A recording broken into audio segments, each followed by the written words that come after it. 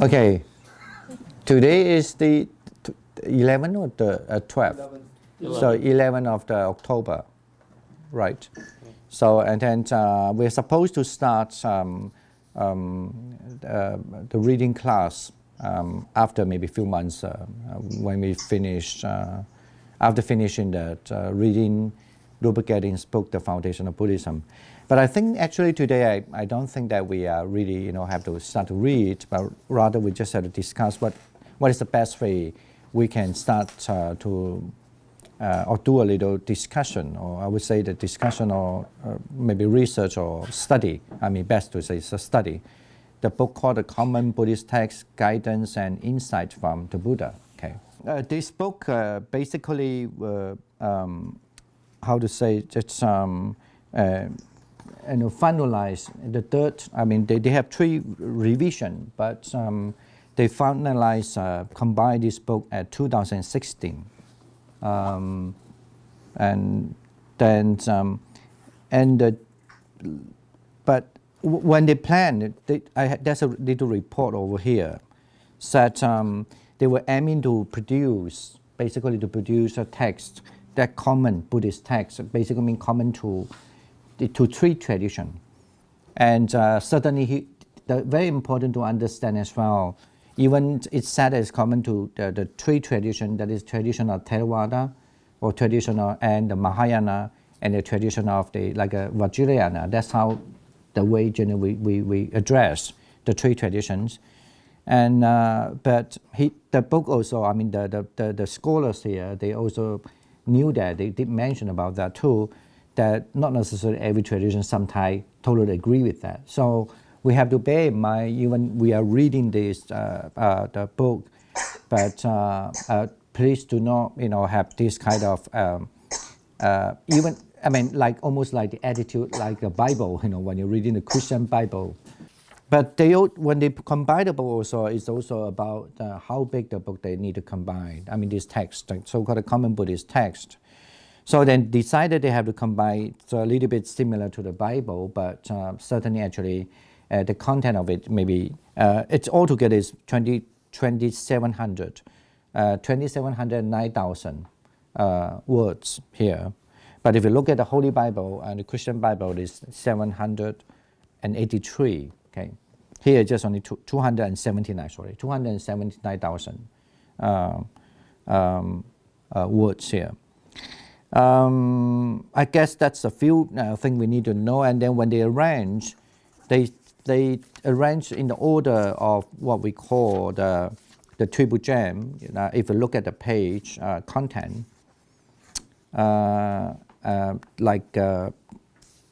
they call the Romanized page number 9, not Romanized, what they call the Roman character page. 那个叫什么？我是叫什么？我的忘。Roman numeral page number 9. You find the content number 9. From number 11 to 12, 13, and so forth. So when you look at the content, of course, they will firstly they have the introduction here. I think it's worth to read a little bit about the introduction if we going to read that, and then they have basically put into like a part 1, part 2, and part 3, and that's how they, in some part, like part 1 divided in a certain chapter. So like the part 1 divided into 4 chapter. 2 chapter, and then part 2 the Dhamma. So divided into here. If you look at the Romanized character on contents, that is the how many chapters? 10 chapter, yeah. 10 chapter, and the last only two chapters also. So 2 chapter and 10 chapter and 2 chapter. So the last one, the Sangha or the spiritual communities, it been arranged into 2 chapters as well. Now that's the structure, I guess, the main structure. That's how they arrange the text. I think it's interesting in some way because I mean certainly this has not been done before. So in this arrangement, And the other thing is also certainly one other thing is it haven't been done before in general as a common Buddhist text for reading.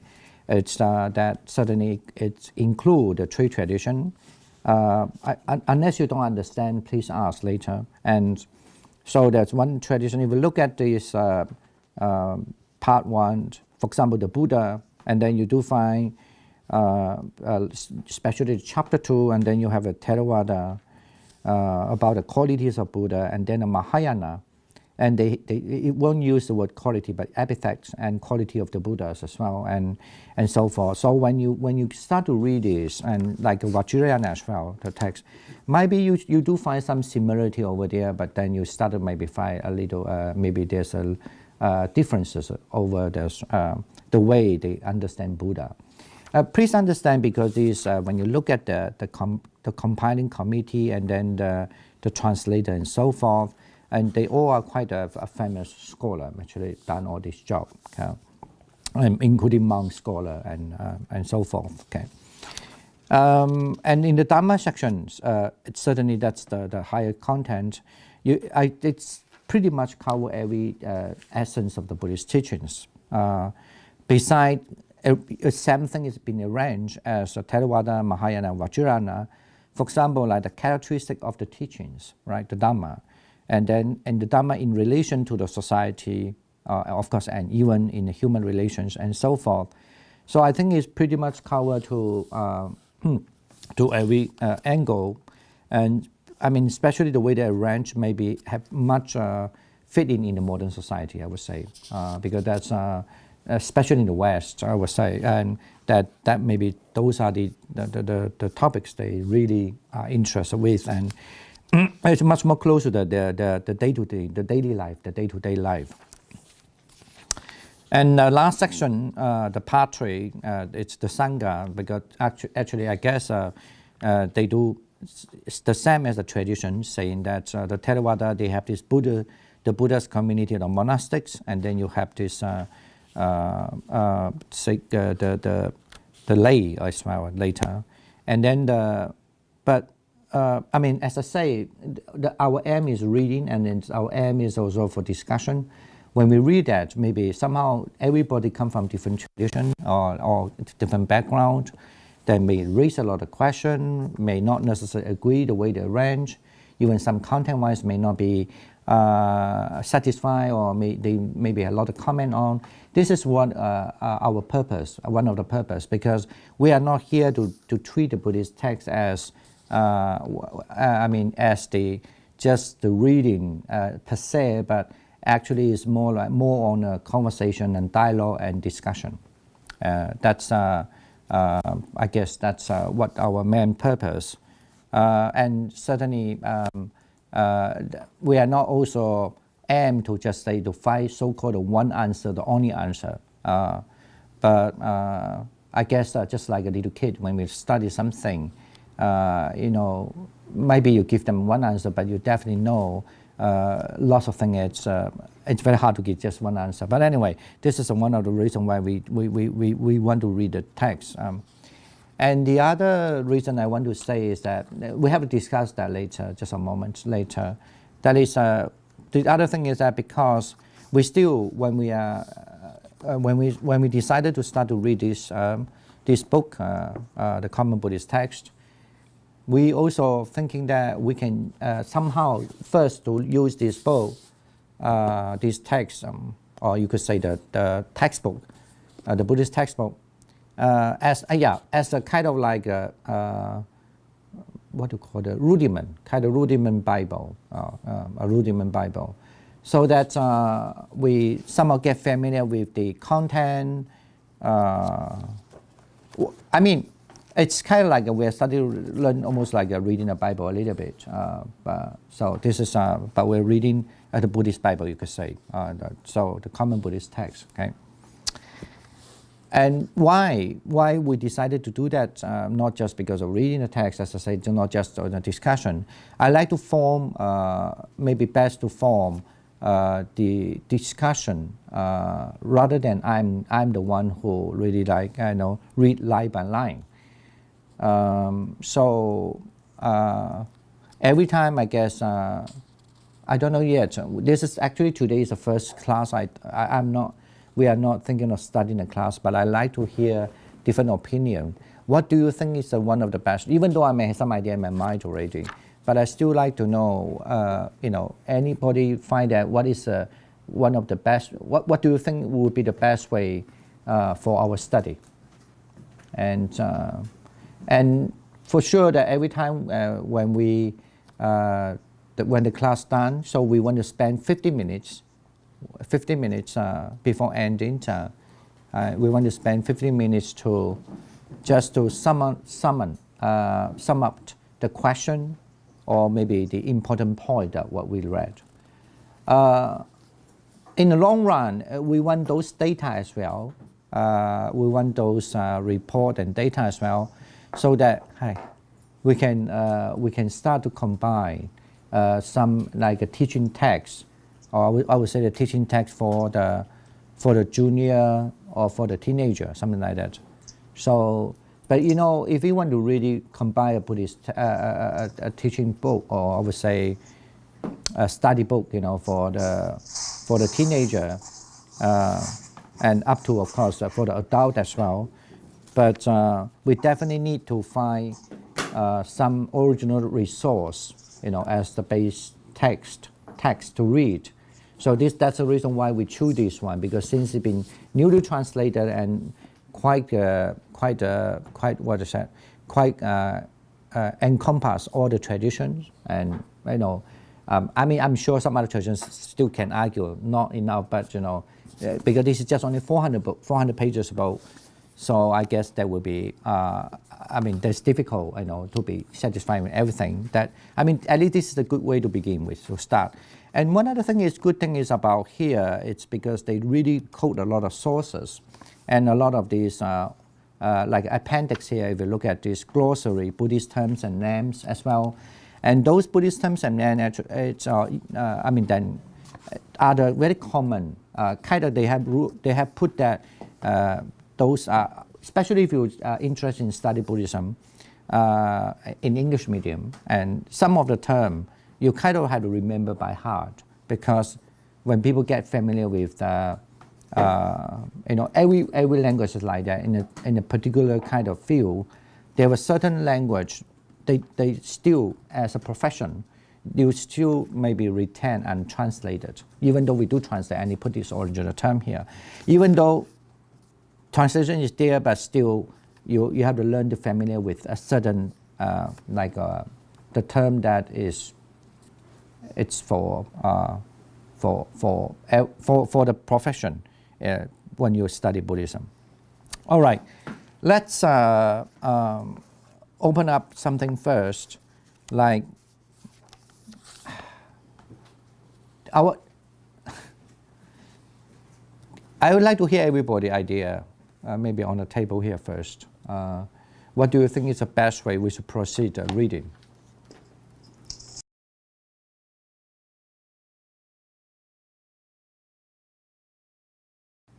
Okay, why don't we just, if that's the case, since we have a little time and then we have a little break and then we come back, am I right? So, okay. Now, why don't we just start then? Just look at this. I remember trap, but anyway, it's from page 43. Everyone has that? The Life of the Historical Buddha, Chapter 1, Conception, Birth, and Early Life. So we just read that already. Page 43. It's different? It's different. Even the page number is different? Yeah. Page number is different. Really? Mm-hmm. That's a funny part. It's 37. 37. Okay. Oh, sorry. Okay. I don't have pen. I couldn't make it. Yeah, I just chapter 1, right? Yeah. Got it. Mm-hmm. Like, all right. So we put the light one, I guess. Now, anyway.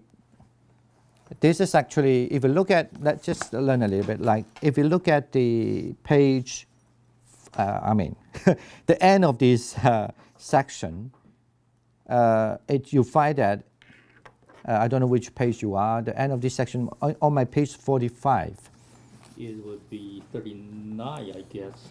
It's the line. They had, you said end of it. 38. Just before the prediction of its future greatness, right? Correct. Refer to it as in the contents, everybody can find it. Yeah, the same content, but the end of it. L1. L1, you know, L1, L.1.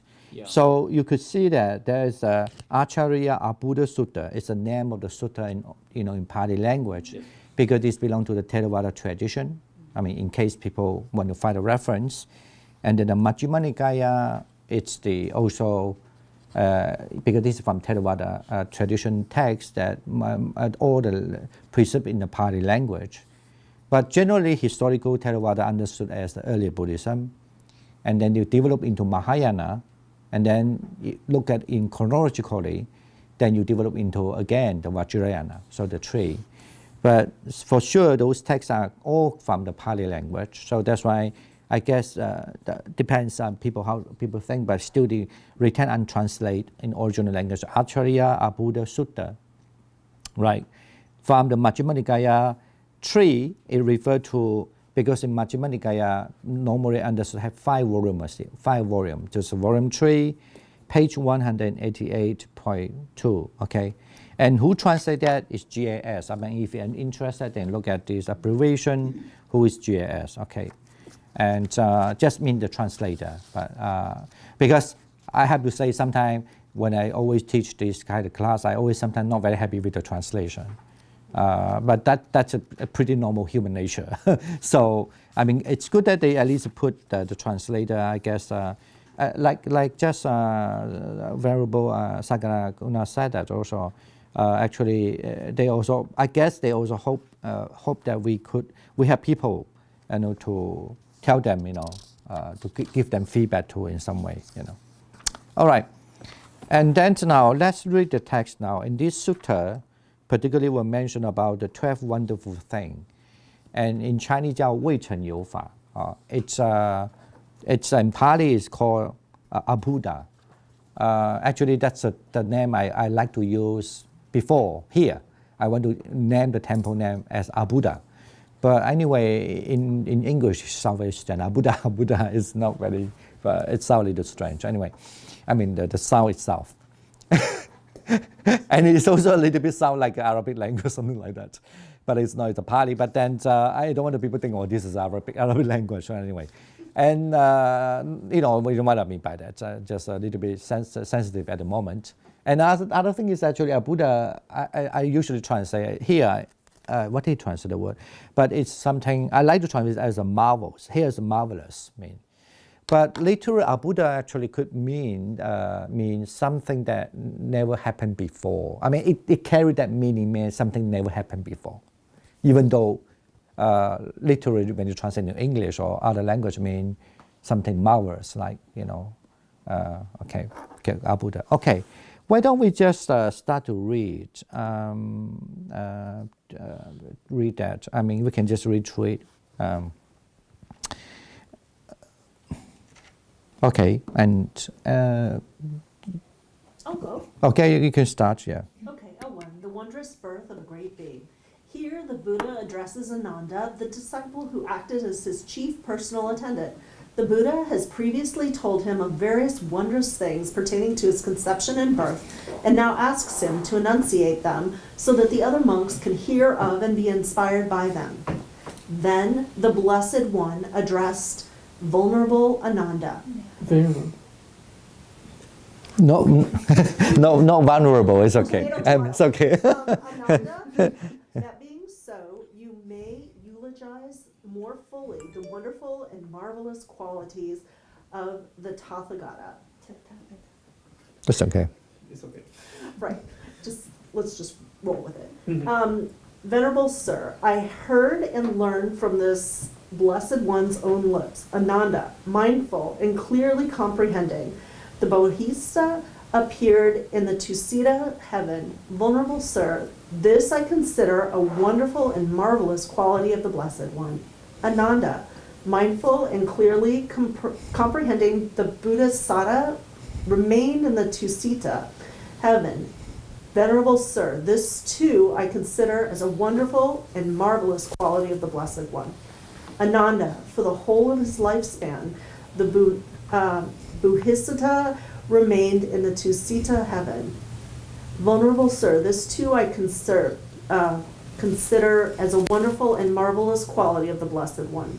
Ananda, mindful and clearly comprehending, the Buddhista departed from the Tusita heaven and descended into his mother's womb. Venerable Sir, this too I consider as a wonderful and marvelous quality of the Blessed One. Stop here, that's okay. You want to read one more? I can read more. We'll read one more. Yeah. Okay. Ananda, when the Bodhisattva.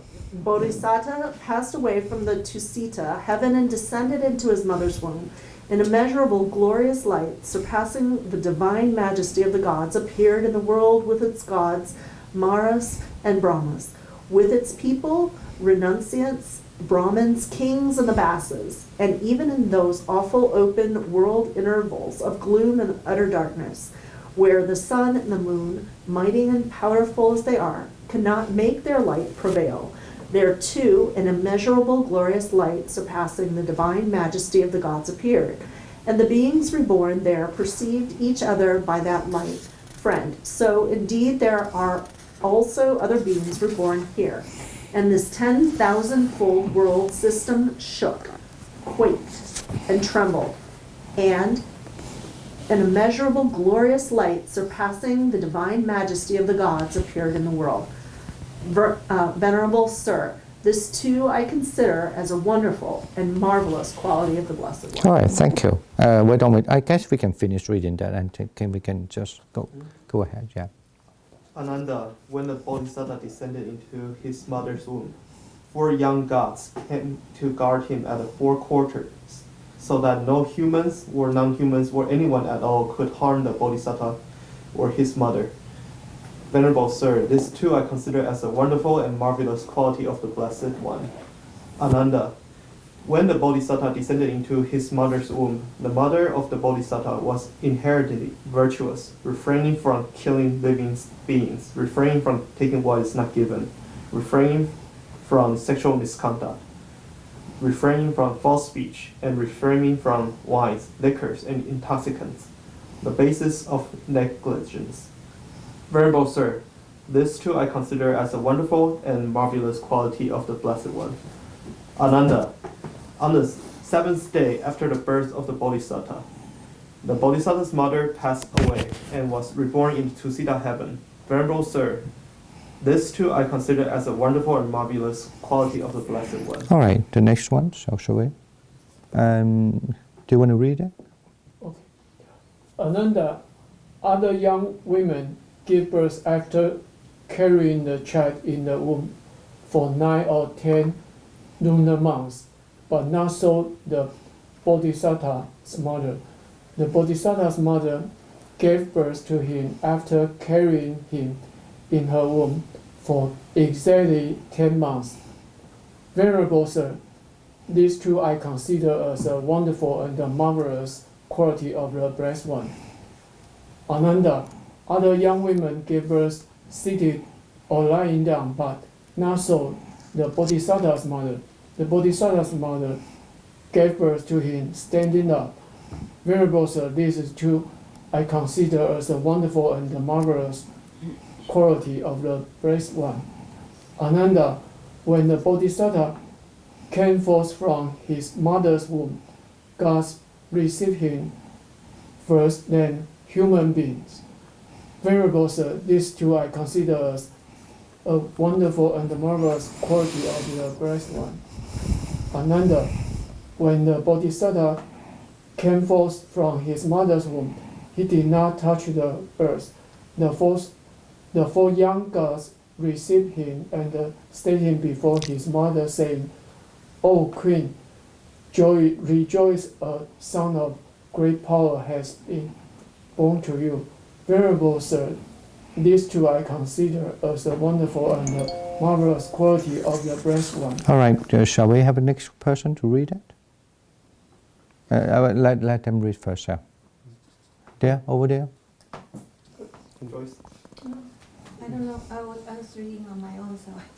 Okay, Ananda, when the Bodhisattva came forth from his mother's womb, he did so dirt-free, unsmeared by water, humus, blood, or any kind of impurity, clean and dirt-free. Ananda, suppose there were a gem jewel placed on a cassie cloth.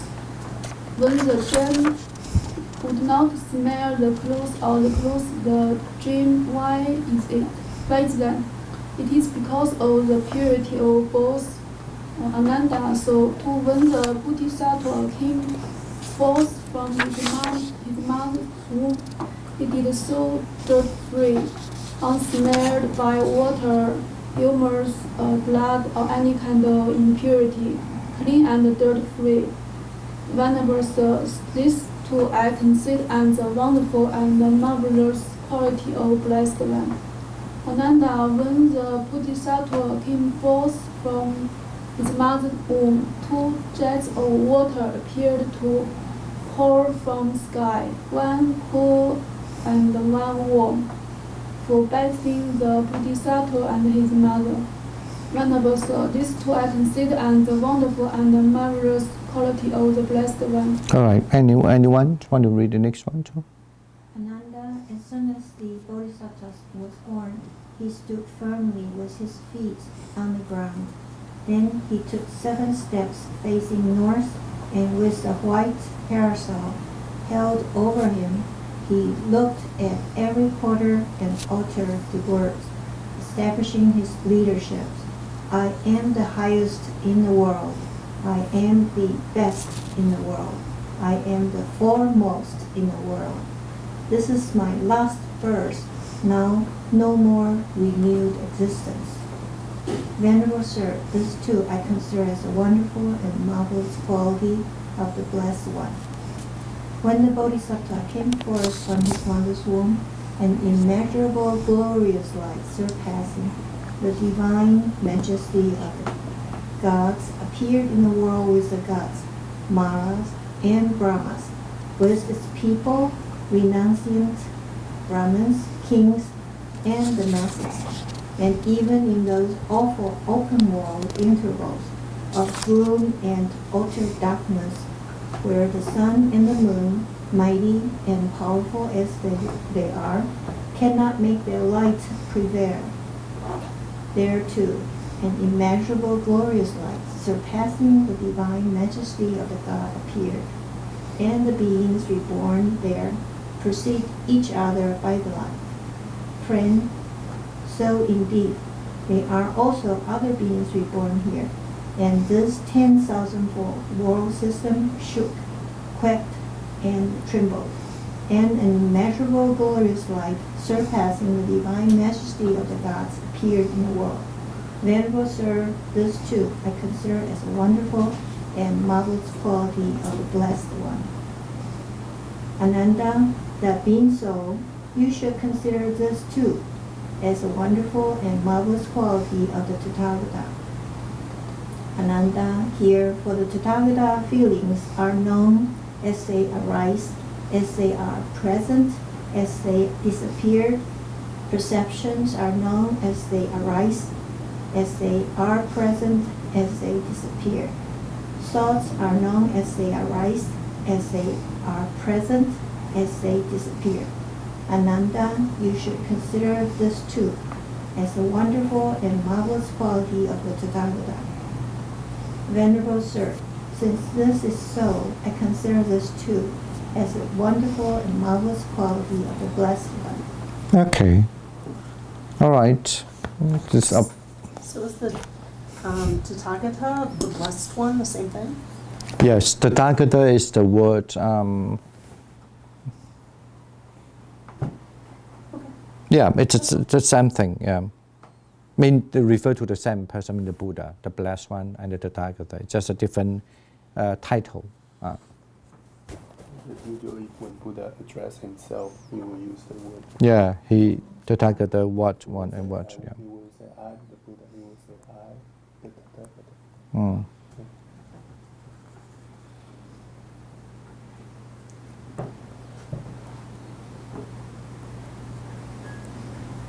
I have a question.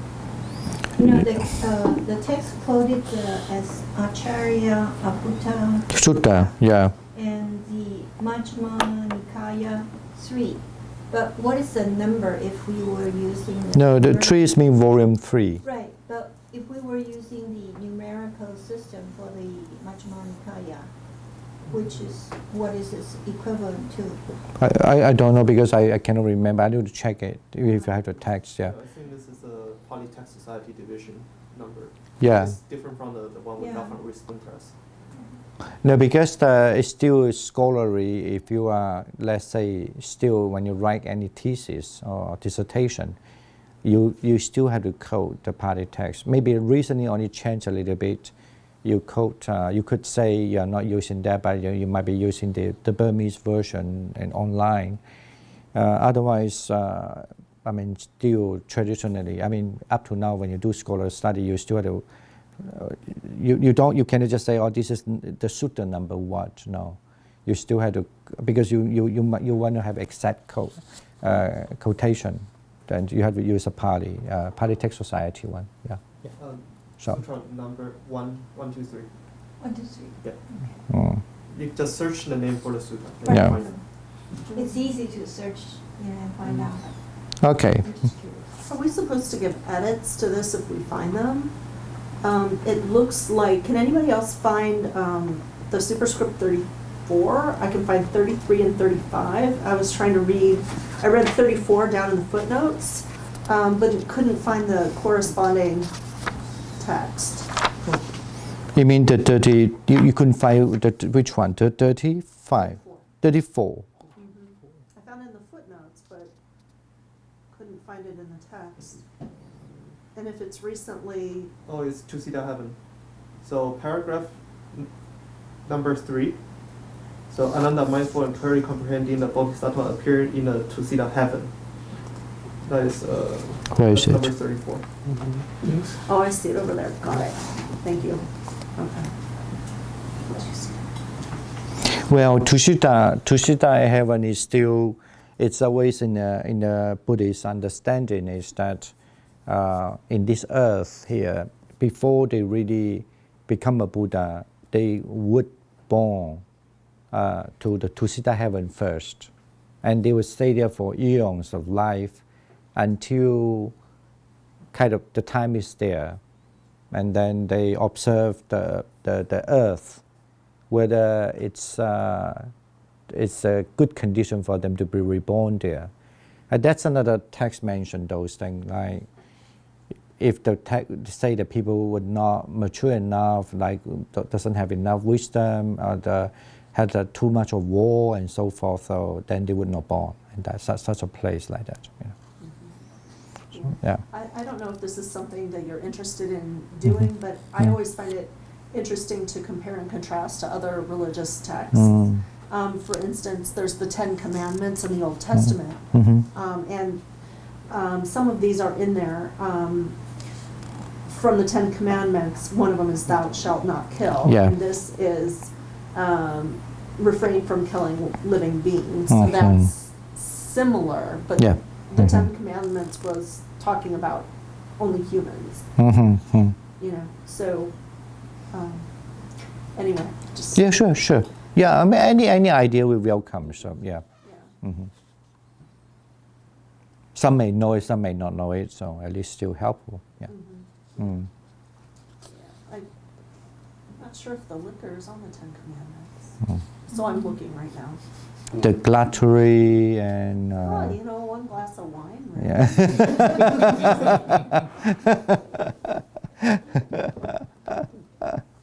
Not language, Adultery, of course, that's one of that, and Well, you know, they don't say adultery, they say sexual misconduct. Yeah. What is that? Is it homosexuality in this opinion? Or is it, you know, what exactly does that mean? I mean, because, no, really, I mean, a lot of people get very, what would be the original word? but the original word is kamesu michachara. It's kamesu, it means certainly relate to the sexuality. Micha is mean wrongly. Chara is wrongly doing it. Sexually, you could say wrongdoing it, but I mean that's a literal translation. But I guess the way we generally learn, it's referred to when you promise to the partner. But it has nothing to say because I guess during the Buddha's time, or even at the Indian at that time, it had nothing to do with this. It's like monogamy, monogamous. Even though most of them are monogamous, but they never like a restriction, like only for the monogamous as well. But it's all about when you promise somebody that you the only one that, and then you breach that kind of promise. I guess that's the main thing. And also in other suttas also mentioned beside that, the other is when the children or anyone still under protection. And in other words, almost like without their permission. And also they're too little, they're under the protection, but then you're having those sexual with them, then that's a sexual misconduct. Yeah. But I think it's less talk about whether the homosexuality and all sort of thing. It never really referred to the homosexuality, this kind of issue, or at least in the Buddhist text.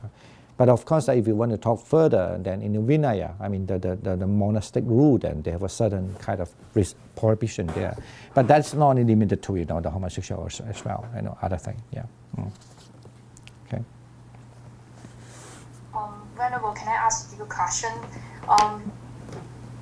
So I saw the Bodhisattva's mother reborn to Sita after she died. But everyone who was reborn to Sita will become a future Buddha. Is that true? Everyone who were born to Sita, I didn't get the last word. And will become a future Buddha? No, not everyone. No.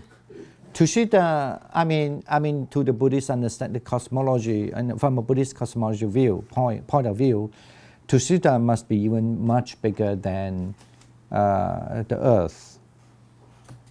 I mean, but even there's a further study saying that, to be more exactly, it's not just all the Tushita, even to be born. It's just a small, like I wouldn't say a living quarter, but it's quite a big amount. But maybe it's like Vatican on Earth. Yeah, like a Vatican or something like that. Just that's a kind of a. There's one inner circle. Only those people who are there are purely virtue. Virtue? Yeah. Yeah. Sorry. Yeah, purely virtue. No. That's don't go there. I know that. Yeah. Heaven is divided into the general. Yeah, the general and then the inner circle. Yeah. By the way, is this one Chinese called Doushuai Neiyuan? Is that the same? Yeah, usually they call that Doushuai Neiyuan. Yeah. But I mean, general people understand the Doushuai Neiyuan as the whole Doushuai Tian ma. But it's not the whole Tusita heaven. But the Doushuai Neiyuan is relatively is quite quite small, in that whole land. I would say, on the whole planet. I guess it's come from the word Tusati. Right? Tusati.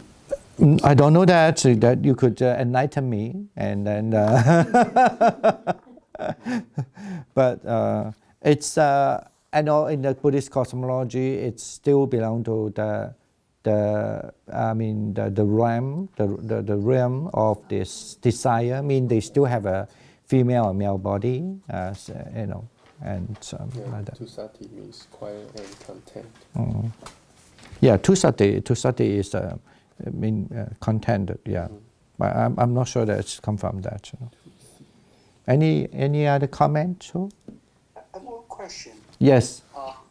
Somewhere I read that when Buddha was born, instead of born through the noble canal and so forth, he was born through the rib or something.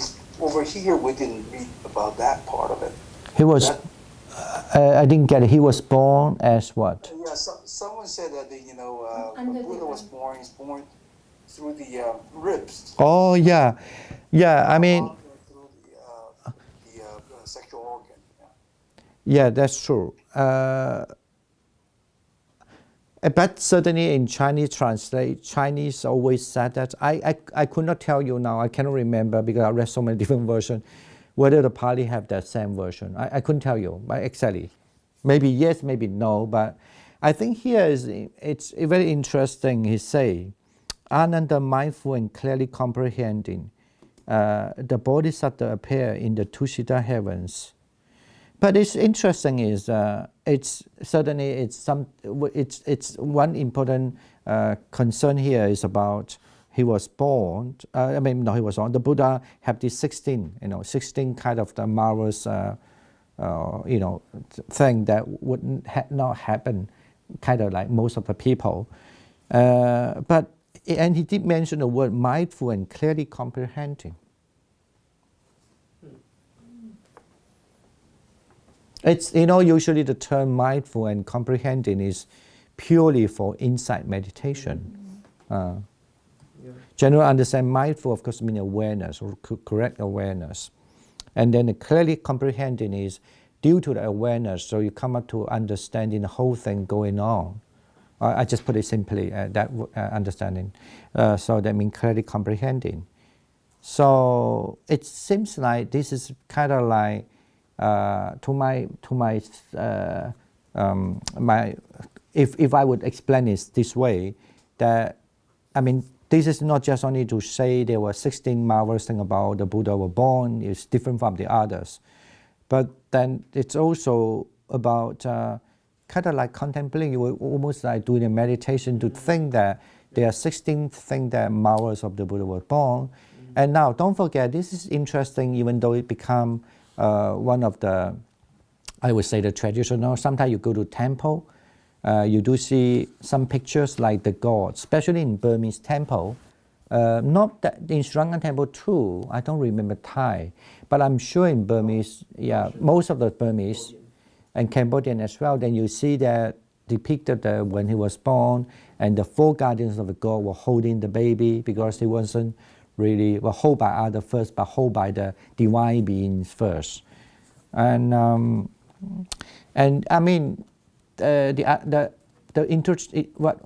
one. A lot of picture. Like in Chinese tradition, I don't think that would be. If we do the comparative study, the similar passage, I don't remember they have this one. I cannot remember exactly actually because they were long ago.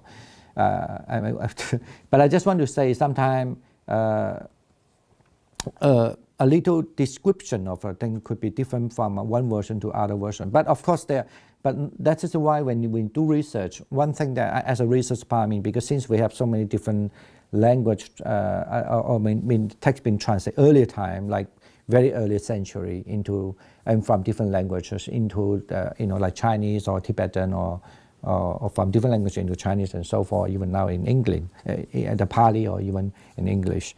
So, and what I want to say is that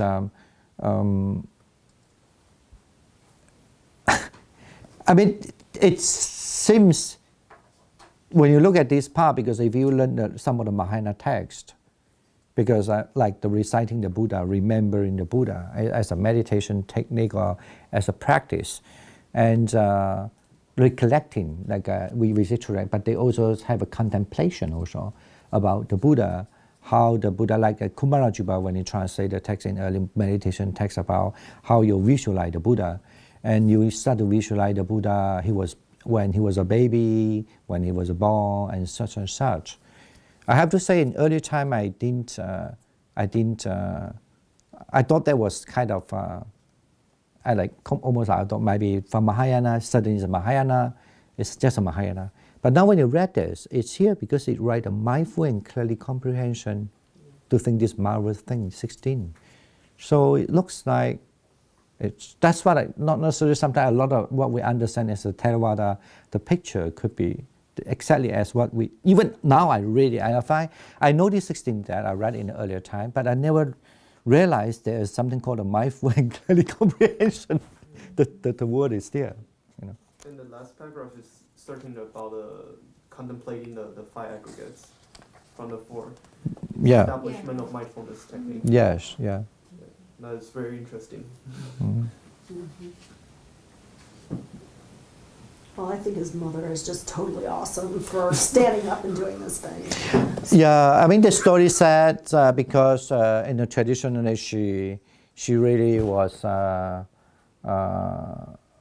to say she had to go back home because the tradition that in that area the tradition that the queen had to go back her mom's place to deliver the baby, not in the father's side. I mean those are tradition. And then on the way she was there, on the way she was going back, and she felt that she needed to deliver, and without any difficulty, and then she was grasping the tree, and it said the tree is still the same tree as when the Buddha was passed away, the salad tree called, and then she was at that time all the tree was blossom. So I guess that's also interesting. Yeah, that was during the springtime certainly. And then she fell down and she grabbed the tree, and then the baby was just delivered. As just now online, someone said in Chinese always mention. I think in Pali actually they do. I mean, I don't know where, because I know it's always been a question too, to when they have explained the Buddhist text in such a way, and say, they usually in Pali said that the way, I cannot remember where, but I hope that, said that she delivered the child from the arms picked from the arm. He usually say the word means side, one side of arms picked, something like that. So I mean that's, I mean some people conjecture that that could be the old day, the way they ethically address a baby was born, Yeah, because still the word using that organ still believe it was like a very vulgar language. So it just could be, like in English also, and even in different language, sometimes they have a very elegant way to describe somebody who are especially holy, and then was born. And at least that's one way of explanation. But you are right here, they did mention that part where the child was delivered from which part of organ, something like that, yeah. Is that because of the tradition of the Brahmins, and they themselves are born from the head, and then the subject was born from the other places, and then the last one born through the feet, that would be the untouchables. So is that because of the caste system? No, yeah, but actually thank you for saying that too. That is one of the conjecture, because in the Brahmin system, like you say, those high caste people, like the religious priests, they call the Brahmin, and they were born out of the Brahma, the hair. And then, some said that, but since he is a royal family, so, because it's said that the royal family, what we call the Kshatriya, the royal family caste, is born out of the Brahma hen, okay? And then the belly, it's from the business class, the caste people and so forth. But let me correct one thing. The feet actually was not the untouchable. The feet was born as sutra. Sutra, you could say, I mean, something they translate is not straight. It's like servant, maybe, but best to say. They were born because from the feet, they were born as, they doomed to be as in the caste of the servant. But the untouchable is none from that. Sorry, I made a mistake. Yeah, there are 5 castes, and the untouchable called Dali nowadays, the language. They were even not born from the god of the Brahma, kind of like. They're not human. That's the reason why they were illy treated in that way. Yeah. Okay. Could be some people even suspect that way, but I myself, because I was more inclined to say just a language to describe, it's even in modern, at least the way I train, sometimes some word we need to use. Like the Buddha, you don't say the Buddha passed away like that. We always say the Buddha. No, it's now like in Chinese, 圆寂嘛. for example, it's still the same. I mean, like maybe after many centuries goes on, and if no any description in those days, what are they? After his Parinirvana. But Yuanji, it's literally in Chinese is. Yeah. No, I mean, it's also certainly carry with the Chinese understanding of thing. But the word actually nirvana, if you really understand in the Sanskrit, even literally, we always say he deceased, but it means blow away, like a candle, the fire be distinguished. You know, I mean, those kind of language, if you translate into Chinese, is fine. Then he's not very holy, you know, right? Or I do just return and translate that Nieppan, but if you translate as 吹熄了, 比如说 in Chinese, it's 灯灭. or 灯灭了, it's or the light just gone off like that. Doesn't mean that the not the light like the camphor being the lamp being blown away. And it doesn't sound very holy. This is how I take it. So like the Buddha was born from that one side. I guess the Pali used one side from, he didn't say from arm, one side, something, I cannot remember exactly, yeah. So, but that carry meaning of from the arms, yeah. Okay. Question. In the beginning, you did mention a Chinese word describing the whole passage here. Did you say Wei Cheng Yu? Yeah. Like that. How do you write those characters? 未曾有啊，未不曾有，未来的未，曾经的曾，有没有的有。It's never been exist before, like, yeah, never been exist before. But that's how Chinese translate. But that's still linguistic wise. Still, the acharya also very controversial word as well. Anyway, that's some people write like academic paper for that too. But anyway, yeah. So why don't we take a break? Can we? Everybody can have a coffee, and we don't have coffee now, but chair and have a tea. 10 minutes break. Yeah. Thank you. So I didn't notice that.